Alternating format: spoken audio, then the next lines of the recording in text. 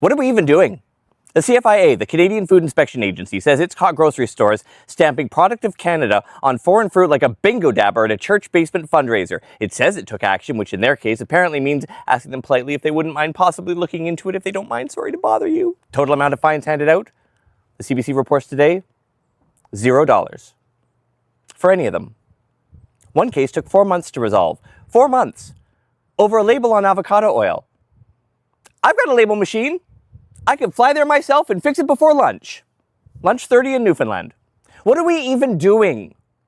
We pay taxes in this country to enforce laws. What will it take, CFIA? You have the power to fine up to $15,000 per offense.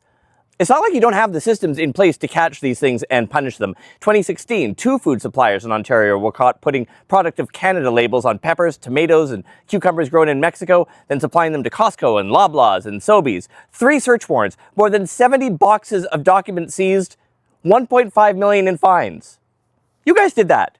The following year, a tomato processing company in Ontario was convicted of putting Product of Canada labels on food that was American. The owner of the company was charged with lying to a federal food inspector. The company went bankrupt.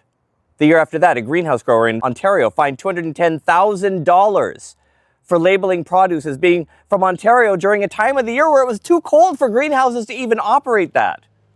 In the first 3 months of this year, the Canadian Food Inspection Agency handed out fines of $14,000 for violations of the Plant Protection Act, $144,000 for fines for the Safe Food for Canadians Act, $705,000 in fines for violations of the Health of Animals Act.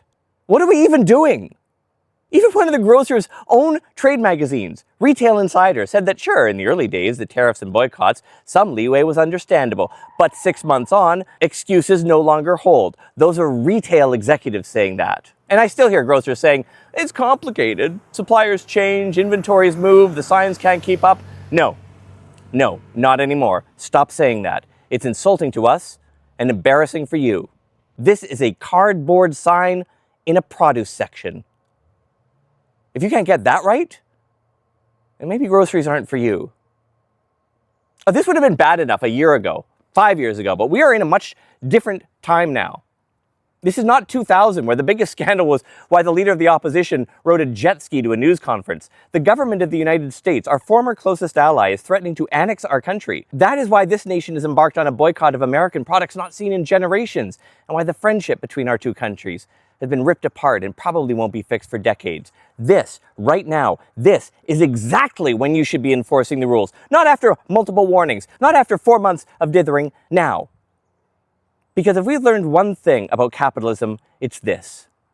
Things only change when the bottom line starts bleeding, when their numbers drop, when shareholders start asking questions. We need a partner in this, CFIA. That's you guys. You say the regulation have teeth. What good are teeth if all you ever do is smile?